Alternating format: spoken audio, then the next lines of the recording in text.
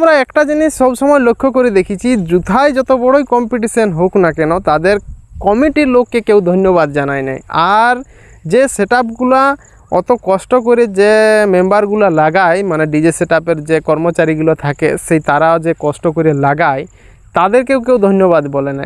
আর অত বড় বড় ডিজিগুলো যেগুলো আমাদের একটা কি দুটো অঞ্চল পুরো ওই ডিজিগুলা ইলেকট্রিক কাভার দিয়ে দিবে, সেই ডিজিগুলার যে মালিক লোকগুলাকে তাদেরকেও কিন্তু কেউ ধন্যবাদ বলে নাই। তো আমি এই ভিডিওতে তাদেরকে অসংখ্য ধন্যবাদ বলবো, কারণ তোমাদের মতন মানে লোকের মানে এই এত বড় অনুষ্ঠানে হাত থাকে বলেই আমরা কিন্তু সুস্থভাবে সেই জিনিসগুলো দেখতে পাই, আনন্দ পাই আর উপভোগ করতে পারি।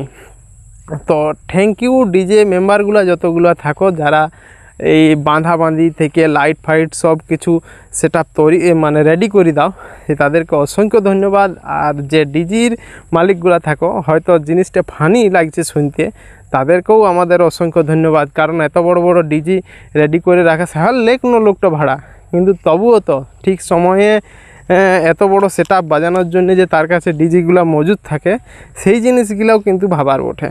তো ভাই সাহেব, আমি অনেক জায়গায় দেখেছি, আমি বেশিরভাগই আমি আমাদের এলাকায় আরে দেখেছি যে বড় বড় ডিজি কিন্তু রুদ্রনীল ডিজি যেটা ঘাটাল সাইডের থেকে আসে, মানে ঘাটাল সাইড না ঘাটালেই বটে জানিনি, কিন্তু তাদেরকে অসংখ্য ধন্যবাদ। আর কি বলবো, হ্যাঁ অসংখ্য ধন্যবাদ সেই সকল লোকেদের যারা ওই কমিটির লোক হয়ে এত বড় বড় ডিজে সেটআপগুলোকে নিয়ে আসে।